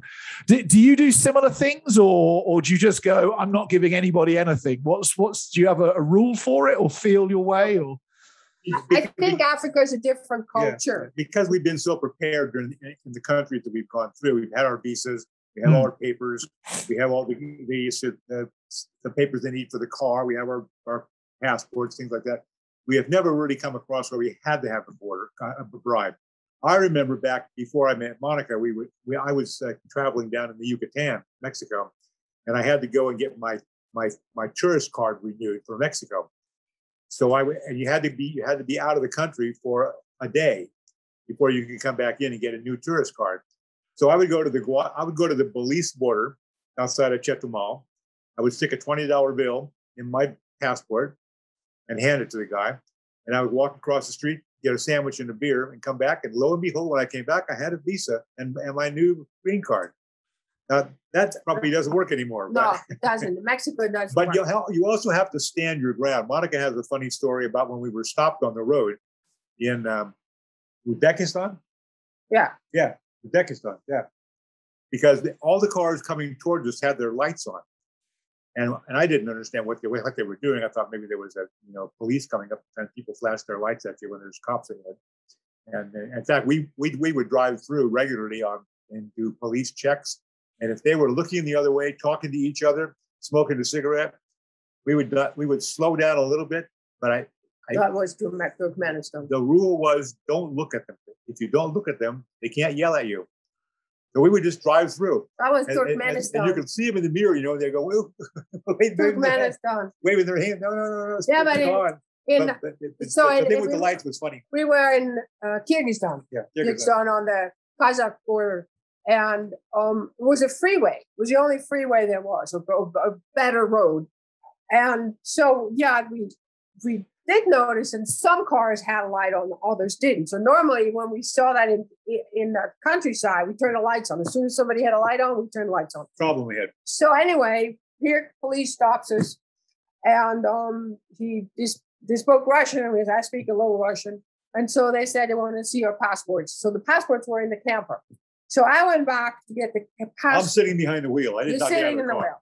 And this guy was standing next to him. And I didn't really look at him that well. So when I come back... He's looking in the truck, looking at the gauges. Well, you had another guy standing there. Yeah, right. There was another policeman there who spoke English. And so the guy said he wanted to look at the passports. And then he said, well, you have to pay $100 fine. I said, $100? I said, oh, give me your credit card. I said, I don't have a credit card. And I said, and I want a receipt. And so as we were walking to his receipt book, I asked the guy that was just about to drive off, how much did you pay? And he said, $3. And I said, okay. So I was playing his game. He was rummaging around and he couldn't find it. And then he said, well, he sort of tapped me on the shoulder and said, let's go back. And I said, how about $50? And I said, I have to ask my husband first. He said, go. I never paid anything. Anyway. Back in the old days, I had parked someplace where for some reason, I didn't read the signs, but I had the Land Rover, and I was pulling a trailer then at the time, an Army utility trailer with a bunch of stuff in it that I didn't need. And I parked the wrong way. I parked in a place that said no parking. Okay, Mexico. I think it was Mazatlan. No parking. Okay. And maybe I didn't see it. Maybe I just thought I could get away with it. But I came back, and here's this guy. And that's what they did back then. They had taken my license plate off. So here's this cop standing in front of my Land Rover with my license plate in his hand because I parked in the wrong place. And I thought, and I said, well, I got one of those Playboy magazines out and traded it straight across from my license plate. Oh my word! Now we pop it with the license plate, so I'm not going to have a drill to get it off. So, I have heard in Africa it's common to bribe or give.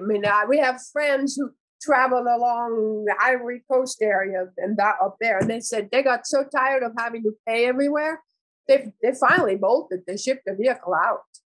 So is it per country, or is it how does it work in Africa? So as a continent, most of my time has been spent from the equator south. Bribery is something that's very commonplace in most, if not all, countries. I was in Swaziland 2 Christmases ago, and it was very foggy in between Christmas and New Year, and I turned right into a parking lot. And as I turned in, there's a policeman pulling every vehicle over that turns right into this parking lot and stopping you and say, you've just broken the law. And then they walk you up the streets to see that there's a sign that they've craftily angled so you can't see it, that says no right turn. And so you have actually broken the law because you've gone against what the sign says. And usually my strategy is to go and ask to speak to the sergeant or the officer in charge or one of those things. You probably do the same. But in Swaziland that day, they were everybody who didn't have cash on them was being put in the back of a big meat wagon to go and find somebody to bring them cash. And I was adamant I wasn't going into that sort of police lorry, for want of a better way of phrasing it. And when I saw the police sergeant in his patrol car, he was sat there with his police hat up the wrong way, and there was 100 Rand notes, South African Rand notes, like pouring out of the top of this police hat. Now, 100 Rand is like $7, $8. It's not a huge amount of money, and you have to approach it quite carefully, because if you just give the money, then the world gets quite complicated, because they know they shouldn't be taking bribes and they shouldn't be doing what they're doing, and you know it, and so it gets awkward. And so I just said to the guy, well, it's Christmas. Maybe you'd like to buy your wife some flowers for Christmas. Maybe I could buy them for you. And here's the 100 Rand. Oh, you're ever so generous. Thank you very much. Have a great day on your way. And, there's most occasions I will avoid giving cash. But when you can see that there's a game to be played and that everybody has to play the game and your life will get much harder unless you play the game, frankly, I just want to get out of Dodge and pay the $7 and move on. But that really is Africa. I do find that cans of Coke and cigarettes go a long way to... It's not that you won't get across a border or you won't get through a police checkpoint. It's very much about how long do you want to sit waiting for in that checkpoint or at that border crossing. And in a lot of Africa, there's provincial border crossings, as well as so you're moving from province to province or state to state, as well as the actual national border crossing. So you could do 4 border crossings in a day quite easily. And you have to ask yourself, do you want to spend 4 hours on each one of those? Or do you want to go through in 30 minutes? And I normally find a 6-pack of cold Coke sort of gets you through in 30 minutes. So that's very much Africa, I think. That was a funny game. You can still bribe in Mexico. I was traveling with a friend in downtown Mexico City. Oh, that's still 25 years ago. 25, I don't think it's changed. Wow. I was in Mexico 5 years ago. Trust me, it's not changed. Depends where. We were stopped on the side of the road for something. I don't remember what it was. We were in a Volkswagen bus, and David was driving, and I was sitting in the passenger seat, and this police officer came over, stopped us. I think he had a motorcycle, maybe a car, whatever. He had a partner. He had a car. He had a partner, and he came over, and I don't know what we were stopped for, but it was like, "Give me your license, please."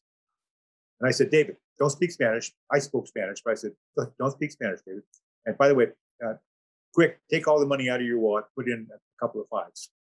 Okay, so we did that while this guy was coming over. We didn't know what they had stopped us for even. And so the guy comes over and he says, "Give me your license, please." And once they got your license, then they got something against, and "I'm sorry, sir, I don't speak Spanish. I don't understand." And the guy behind him is his partner. He says, "Dile en español, dile en inglés, tell him in English." I did. "Give me your license, please." David looked at him and said, "I don't speak Spanish, sir. I'm sorry." No. So finally, I think, I forget whether the guy gave up or finally David opened his wallet and there's a couple of 5s in there, and that they disappeared. That was fine. But there's an intersection right there where you cannot make it through that intersection without somehow breaking the law. So we went in there, we made probably an illegal U-turn, came back and parked at the hotel across the street where we wanted to stay that night. And the same cop followed us in to the hotel room to arrest us or to give us a ticket for making an illegal U-turn. And the guy behind the desk, he said in Spanish, he said, "What are you doing? You know you can't molest tourists. Get out of here." The guy said, "Oh, okay." I love David. I love to look at this guy's face. He said, "Tell him in English. I am. Give me your license, please." I love it. Anyway. So we've spoken a fair bit about your adventures, where you've been to and what you've done. And before we hit record, you told me that the Turtle 5 is in the garage or in the shop. It's covered. It's ready to go and packed. So what does the future look like for the Turtle expedition? What's on the cards? What are you looking to do? What about COVID? Tell me. Yeah, well, COVID is COVID, and we're hoping that with all the different vaccines now that they're coming out with, that eventually things in South America will calm down, and we will be able to go back down and explore that country more thoroughly, which we missed a lot of the interior, as Monika said, the interior of Tajikistan, of Argentina, of Chile, and the Pantanals. A lot of places we just missed because we were kind of in a march route. We just didn't have have the time. We had to get back because we had sponsors then. We wanted to go to Rio to the carnival. That's one of the reasons. That was a draw. That was a draw, definitely. Yeah. But anyway, so we still want to go back when the borders are clear. But in the meantime, something as interestingly has come up on our way, and I think I talked to Kat about this. When we were in Tajikistan, following the Silk Road, half of that country is over 10,500 feet. So we're driving over a 14,000 foot pass in the middle of Tajikistan along the Silk Road called the Wakhan Corridor. Afghanistan's on one side of the river and Tajikistan is on the other side. Tajikistan's a landlocked country with China and Kyrgyzstan and Uzbekistan. And doesn't matter. Anyway, so the road was terrible. Dust and silt like in Africa or in Argentina, full dust. And so we drive down the other side of this pass, 14,000 foot pass, and we come down into a valley, relatively low, only 10,000 feet. And there's a little creek. So I saw, hey, let's wash the truck. So I back into the creek and we get our bucket and our wash bucket out. And we're started. And just then, 3 girls come walking across this little footbridge. And the girl at the end stops and walks out into the water and takes the brush out of my hand. She's 11 years old. And she had something magic in her eyes. Magic. She just had no fear. We had no language. She could not speak a word of almost no Russian, certainly no English. But she just had this look in her eyes and said, I don't know where you are, where you come from, but I'm helping. No fear. And so we stayed there for 3 days and met her family. And we just absolutely fell in love with her. And when we got back to California, several months later, after driving all the way across China and Mongolia and Siberia and South Korea, back home again, we still had that image in our minds. And we managed to get in contact with her. And we have been sponsoring her in a very, very good school for 3.5 years now. And she just graduated this year from this very prestigious school.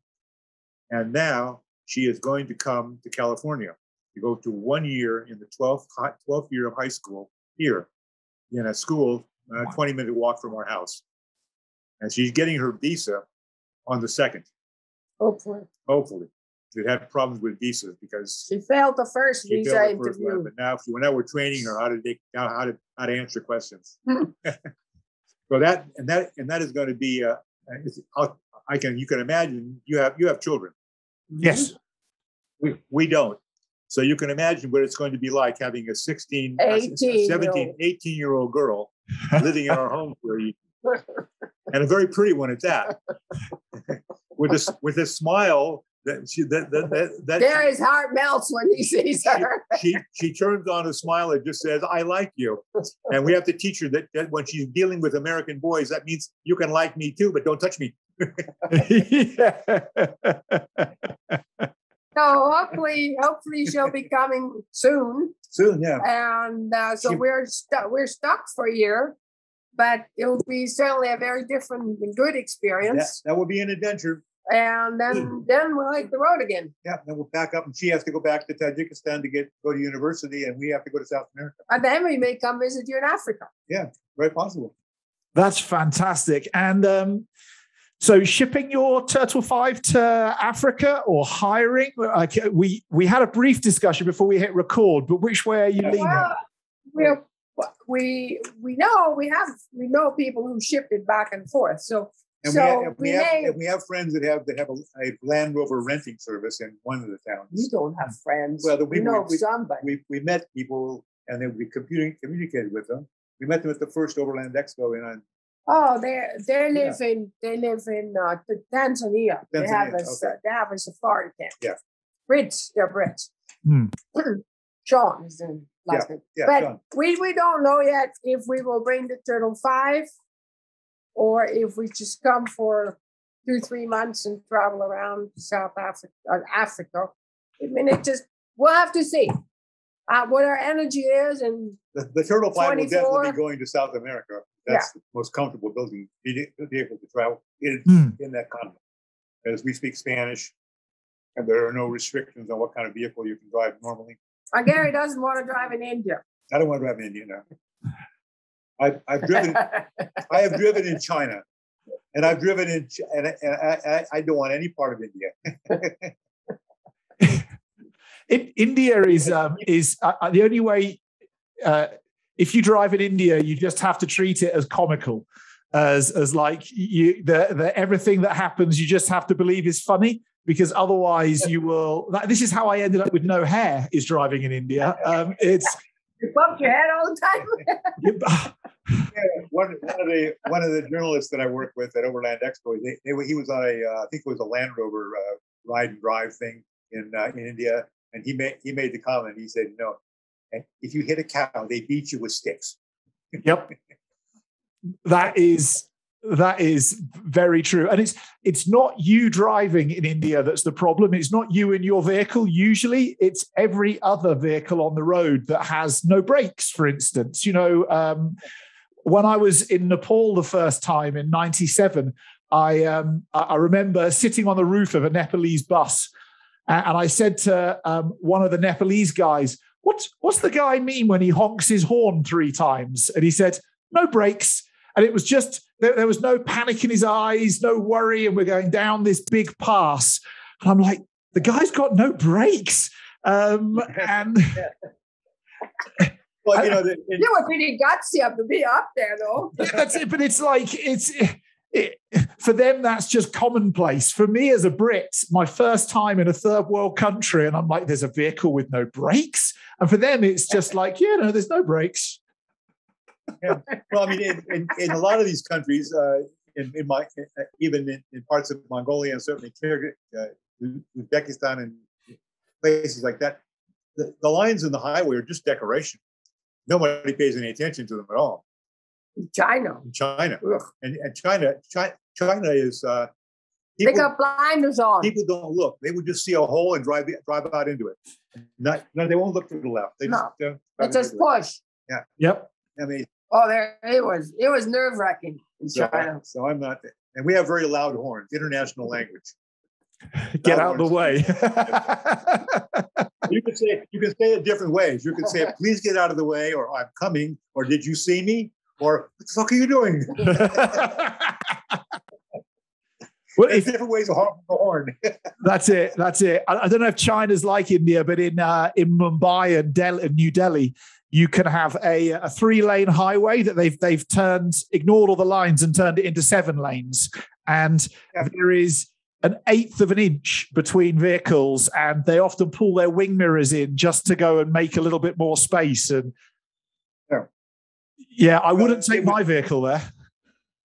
It was in Georgia, I think, when we first got into really that kind of traffic. Oh, yeah, sure. And a lot of the cars are stolen or come from Japan, and they're right-hand drive. And a lot of them are expensive cars. They can be BMWs or Mercedes or Land Rovers, Range Rovers. But the people that are driving them, they think they can do anything, and so they're in the right-hand seat, okay, and you're following a big truck on a hill, and two-lane road. And they decide to pass, and so they pull out. But they pull out halfway to see who's coming, but they can't see until they get all the way out, okay. And they're coming from behind you too. They're pulling out all the way into the oncoming traffic to see if it's clear to pass. And then they flash their lights. And flash their lights doesn't mean anything. It means I see you and I'm coming anyway.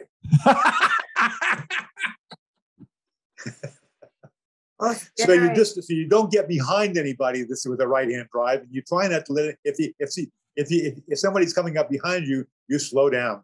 And just let them go around, because when they pull out, unless they've got a passenger that's guiding them, saying, "It's clear, honey, go ahead." It was crazy. We have here in South Africa, we have white minivans that they call taxis. They seat about 15 people, and it's to get it's what a lot of the locals use to get from A to B. And there's rules of the road, and then there's the taxis rules of the road, and they're the same. When they want to overtake, they just pull out into the oncoming traffic, flash their light, and go for it, and realize that you probably care more about your life and your vehicle than they do, and then they go. And then when they want to stop, there's no indicating or announcements or anything. They just stop, and it makes for some very special driving on occasions. Yeah. Anyway. Yeah. They use the very same little Chinese minivans, I think, probably in Tajikistan. They hold about 15 people. That's it. Yeah. But fortunately, there, I think they were reasonably safe drivers. I think most of the time. We just were in town. We were in town, yeah. So I know the vehicle though. Yeah. Anyway, so yeah. So what else do you want to know? No, that's. I'm actually coming towards the end of our time together. I suppose my last question is: there's going to be a whole load of people listening to this who've got an aspiration to buy a vehicle and go do something. But probably they've got a job, they've got a house, they've got all of those things. What's your advice to people who want to go and explore the world with their own vehicle? Like, how do you get, where should they start? Or what tips have you got for them? Start dreaming about it. Laser in on your dreams. Follow the secret. Follow the secret. You know, Rhonda Byers' secret. Australian. Okay. Follow the secret. That works. That's how I got my first car. That's how I got my Land Rover. That's how I got to South America. I didn't realize what I was doing at the time. Now I know how it works. It works. Follow the secret. Laser into it. Do not give up. Ignore the naysayers. Never say can't. Ignore the naysayers. Follow Henry Ford's famous line: whether you think you can or you think you can't, you're probably right. Mm. And I think start small. You know, maybe rent a vehicle first. Find out what you really want. Don't spend a whole bunch of money. Just get a feel of what you need. I mean, is a tent okay or a roof tent okay? Do you need a full-time bathroom? And just slowly build up, go on a vacation with whatever you have and work on it. And if you own a house, rent it while you're gone. Have your mortgage paid, have a little income. Get a leave of absence from a job if you think you need to go back there, or just save a little money and quit. Start traveling and experiencing, and get a job as a whatever. I think that the more you practice getting out of your little circle, safe circle, the more comfortable you become, and the circle widens, and you become more courageous of doing something that you had never done before. And eventually it's all hat. Start the dream, you know. If you're going to drive to South America, you're what? You're crazy. Okay, so, but you know, start people talking about it. Pretty soon, several people are talking about this guy's going to drive to South America. Okay, I want to go out to the beach tomorrow. It's this beach called Pebble Beach. There must be a billion, several hundred billion rocks. I'm going to go out to the beach tomorrow. You tell your friend, I'm going to pick up all the rocks on the beach. You're freaking crazy. What do you think you're going to do with the rocks? No, I'm going to go out and pick all the rocks up. Look, John's going to go out and pick up all the rocks. Oh, well, he's a good guy, you know. I'll give a bag to him. I'll go out and pick up some rocks. Pretty soon, he tells somebody else. Pretty soon, your brother coming out there. What are you guys doing? Picking up all the rocks on the beach. Oh, okay. And then his girlfriend comes out and says, what in the world are you guys doing? Or picking up all the rocks on the beach. Stupid idea. Pretty soon, you got 150 people out there on the beach with you picking up the rocks. And you look at them and you go, wow, this is really a stupid idea. But I'm into it now. I'm going to pick up all the rocks on the beach. Start to dream. Get other people dreaming with you. It's the power of people believing what you're going to do. And then the funny thing happens. Then all of a sudden realize that happened to us for Russia. Oh, we better get started. We can't just talk about it. We really have to go now because we told everybody we're going to go. So we better get going. You better start picking up the rocks faster. Get a bulldozer. And the other thing, even crossing the border to Mexico, it's really funny. We sort of circle around San Diego like a dog, you know, finding its spot to lay down.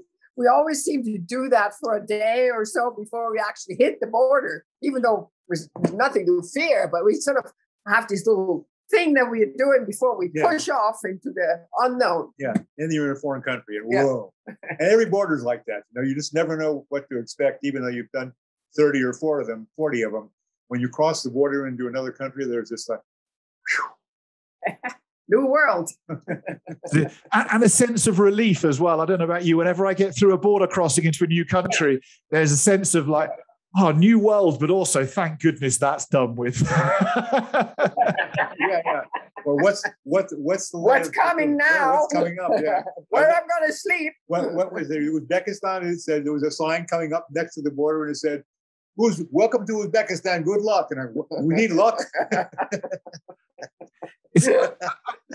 I really like what you say, because I've always people said to me, like, how have you done what I've done? And I've not done anything on a scale like you folks have done. So, but I always say it's about almost putting a gun to your own head by saying, I'm going to go and do and tell everybody. And then you've either got to make yourself look like a complete idiot and not stick to it, or you've actually got to go and take action. I've told people for 10 years now, I'm going to buy a yacht and sail around the world with my family. I have no idea how I'm ever going to afford one of those yachts to sail around the world. I mean, they're $500,000 upwards. They're not cheap things. No idea how I'm going to do it, but I keep telling people because one day I'll find a way and I'll go and do it. Sure. How about becoming a crew? A lot of people have these boats and they want people to come in and help cook and help clean and help wash and guide and they want other people that are crazy that have the time to do it.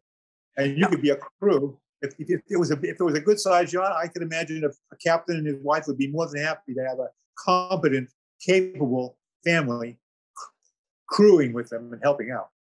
Maybe I've never thought. I've done a little bit of that just for several weeks at a time, just me on my own. But I've never thought about taking, wife and 2 children as crew as well. That would be a. Well, there may be a family wanting. Maybe a family wanting to do it and they want some other kids around. Yeah, or maybe they need somebody to help homeschool their kid. Yeah. I know in San Diego, in the old Gaslight area of San Diego, California, once a year there's a big gathering of all the people that own yachts. And they come there to look for people to crew because they want to sail to South America or they want to sail to Hawaii, but they need help. So they want a competent person to help. Maybe they can someone to cook, someone who can navigate. They don't know how to navigate. But that's what they go there for. They come on the bar, they meet, they talk to people, they interchange ideas, they get addresses, phone numbers, and people are looking for a crew. With kids, I don't know why not. Man, why not? Why not? There's only one way to find out, and that usually is to ask, isn't it? That's usually the way to find these things out. Don't ask, you never find out. That's it. That's it. Fantastic. So, Gary and Monika, I just want to say thank you for your time today, but I also want to say thank you for inspiring several generations of people and paving the way, really, for all of those folks who go and jump on Instagram now and try and go and find their way to be a travel blogger, travel vlogger, travel anything else. You were the people who actually made it possible in many ways. And I don't think you probably get told thank you enough, but thank you for inspiring many of us to get out there and go and see the world. If people want to follow you, support you, or maybe buy you a beer at some point in time, what's the best way for them to find you? Well, obviously on our website, they can email us because we answer every email we get where somebody has a question about tires or land or outfitting a vehicle or countries we've traveled in. And they can go on our website, turtleexpedition.com. There are technical blogs. There are various different countries where they can go to. For example, if they want to meet the girl that we're sponsoring right now, they can go to Tajikistan and type in "Magic Girl" of the Pamirs, and they can meet Mashura live.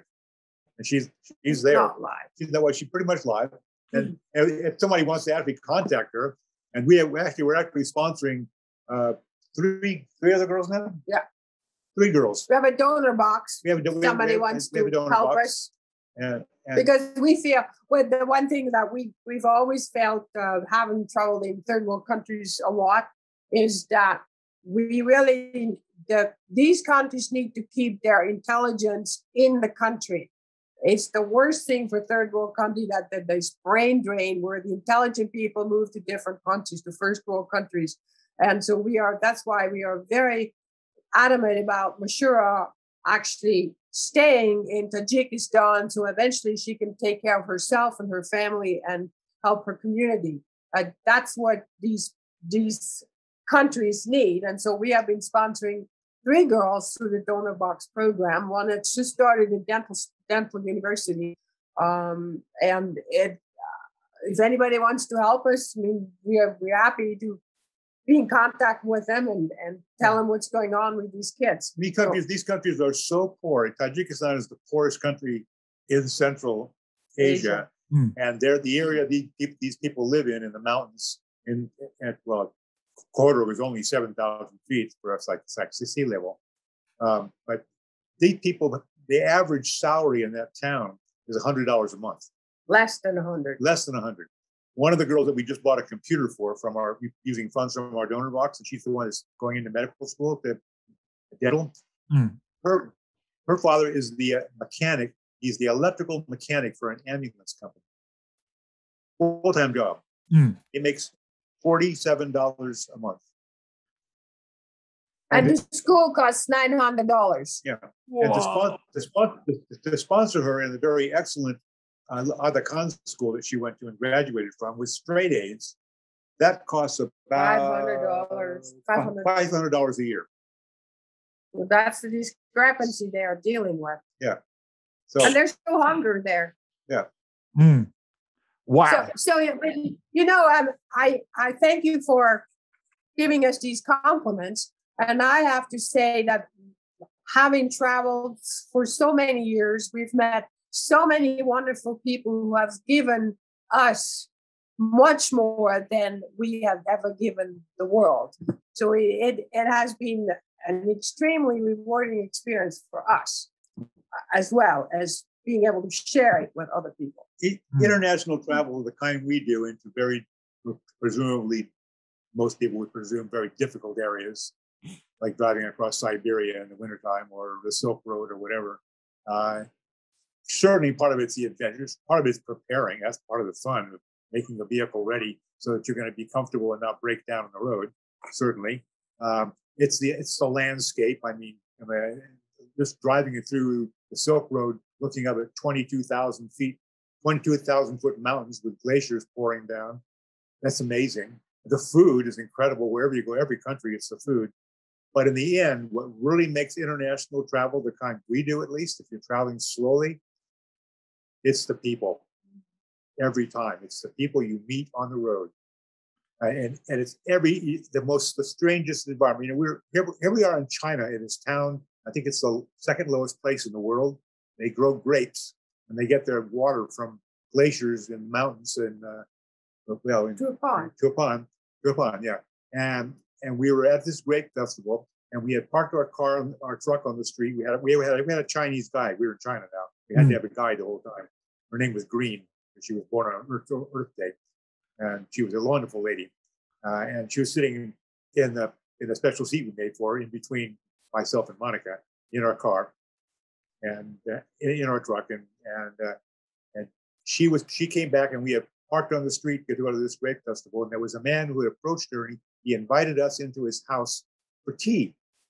And we thought, well, that's wonderful, you know. She was interpreting. We didn't speak Uzbek at all. Well, they were Uyghurs. Uyghurs, the ones that are persecuted. But we went into his home. He showed us his grapevines and his raisins drying bins, and he met his wife and his mother. But as we entered his home, he said, and Green translated it, he said, you know, I just wanted you to come in and meet it because I wanted you to see we are not terrorists. Wow. It was very important to him. Very important. We are not terrorists. Be hospitable and show us. He's so in the bad, you know. And we, in the entire 40,000-mile, 26-country trip, we never met a single person that even cared whether we were Muslim or Catholic or Protestant or white or black or anything at all. No one cared. Our hearts beat the same. That's the rule. That's the fact. we're going to leave it on that because our hearts do all beat the same. Thank you both so much for your time. Everybody, please go check out their website. I'm sorry, Gary, go on. I one quick question. Is any of this going to be, is any of our interview going to be on one of the girls that we're sponsoring? We were talking to them this evening at 5 o'clock in the morning for her, 12-hour distance. She wanted to know if there's anything she could see on video of our interview. Yeah, so this whole interview will go up in long form on YouTube as well as on all the podcast platforms. So the video will be there on both of those, and we'll then do some little 5 and 10 minute little chunks, little clips of different bits and pieces. So like when we spoke about outfitting the truck, for instance, that'll be its own little 10-minute clip. So yeah, so then you'll be able to, and we'll send you all of those YouTube links, and you'll be able to. Say again? Yes, that would be wonderful. She wanted to see it herself. Do you need any photographs? If you've got some nice photographs, that would be really useful of yourselves, of one of the turtle vehicles, or all of them, whatever you've got. But probably only 3 or 4, maybe 5. We don't need a huge amount, just for like the thumbnails and stuff like that. But if you could email those to Kat for me, I'd be really grateful. Okay. We'll do it. We'll do it. Thank you for inviting us. No, thank you so much. It's been an absolute pleasure. And please, when you come to Africa, not if, but when you come to Africa, especially Southern Africa, drop me a line, and we need to find a way of sitting under the stars by a fire and having a glass of wine together, if nothing else. Sounds wonderful. Absolutely, for sure. Yeah. Thank you for having us. Thank you so much, and go get some rest because it must be quite late in the evening there for you now. So it's only what is it? I can't read it. It's 10:13 right now. I watch, but I think that's only 10 o'clock. Not so bad. 10. Oh well, it's sunrise here, so it's 7 a.m. here. So I'm just about to go and take my daughter to school. So that's the my next order of job. I have a glass of wine. Well, it was wonderful meeting you. Likewise. I'd like to sometime too. And we need to find out some more about your adventures next time. Yeah. Over a glass of wine and a fire. Done. I like wine, fires, and anything outdoors. So I look forward to meeting you both. Stay awesome. Thank you so much. That's great. Take care. Cheers. Bye-bye.